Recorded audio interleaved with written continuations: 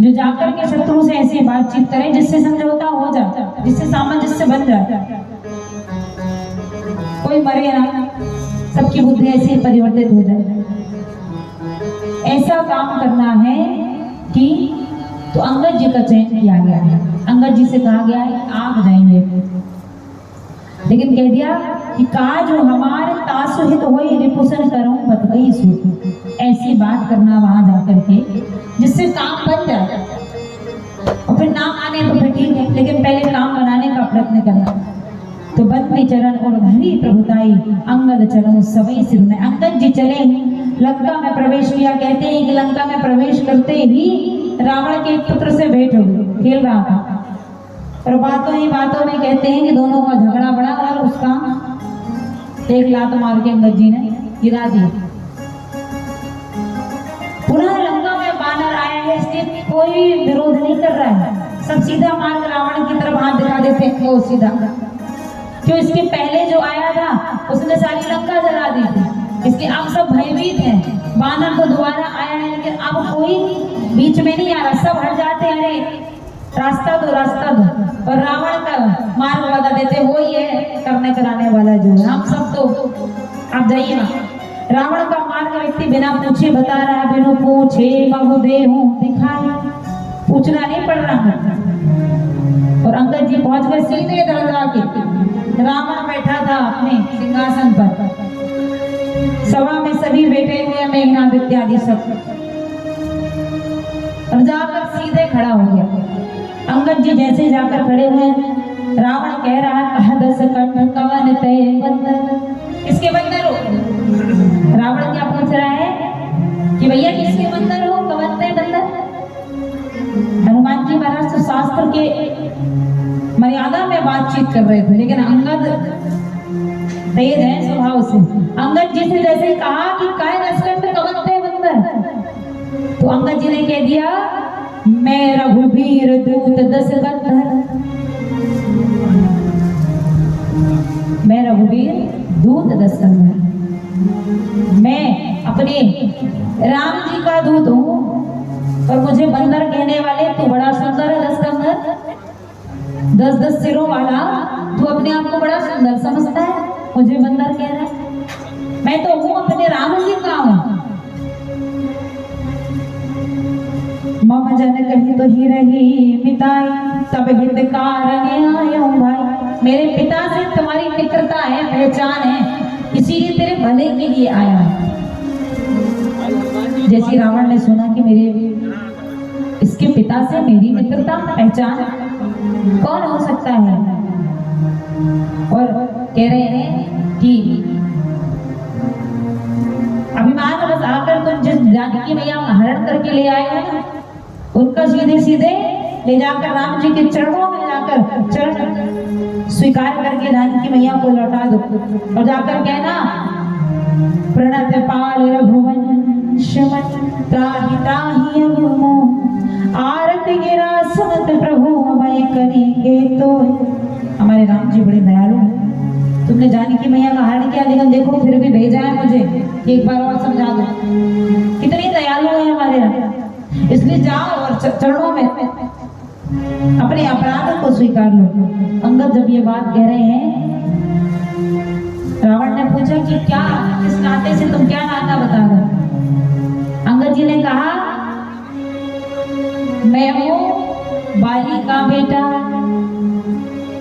और बाली को तो आप अच्छे से जानते ही होंगे। अब बाली का नाम क्यों भाई, जो जिसने 6 महीने अपने हाथ के नीचे दबा कर रखा उसको कौन भूलेगा भैया, उसको कोई भूल सकता है नहीं।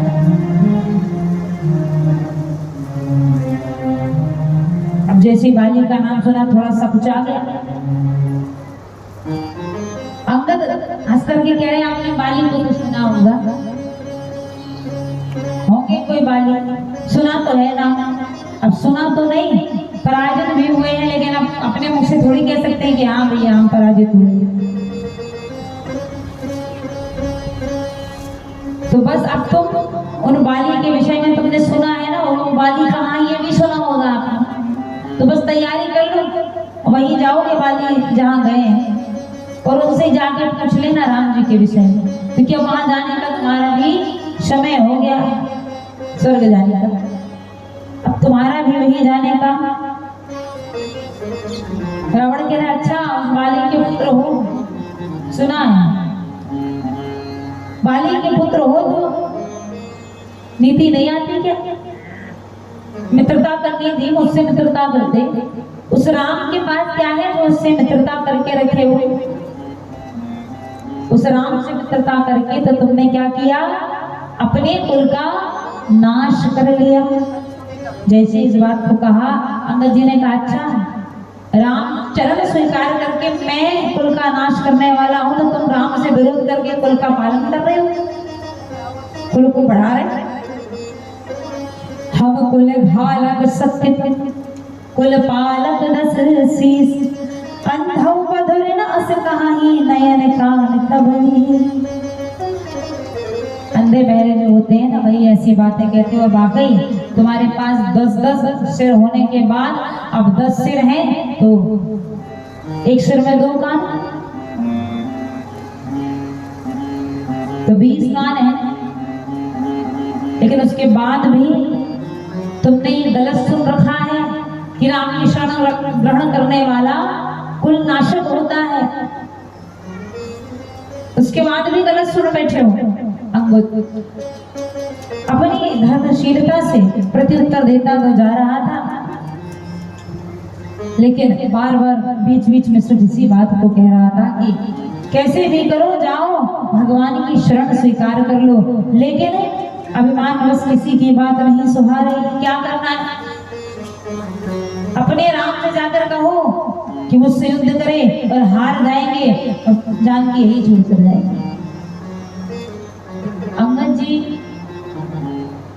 ने उस भरी सभा में बड़ा संकल्प ले लिया। अंगद जी ने कहा कि ठीक है, यदि तुम्हें अपने बल का इतना अभिमान है तो राम तक पहुंचने को तो ठीक है, राम से युद्ध करने की बात कर रहे हो, मैं इस सभा में इस बात को रखता हूं कि यदि इस सभा में तुम तो छोड़ो रावण को नहीं कहा, तुम्हारे इन सैनिकों में तुम्हारी सेना में भी किसी ने मेरे पैर को हिला दिया उठाने के तो छोड़ो, तो मैं संकल्प लेता हूँ, मैं ये सत्य कहता हूँ कि राम जानकी यही छोड़ करके चले जाएंगे। का अधिकार किसने दे दिया था, लेकिन ये भगवान के बल का भरोसा था, और भगवान के बल के भरोसे के कारण अंगद जी ने जोर से पृथ्वी पर अपने पैर को पटका और पैर जमा लिया। कहा क्या एक सभा में वीर बैठे कहते आकर के पैर हिलाने का प्रयत्न करते हैं, लेकिन एक भी पैर को नहीं हिला पाया, उठाने की तो दूर कोई हिला भी नहीं पाया।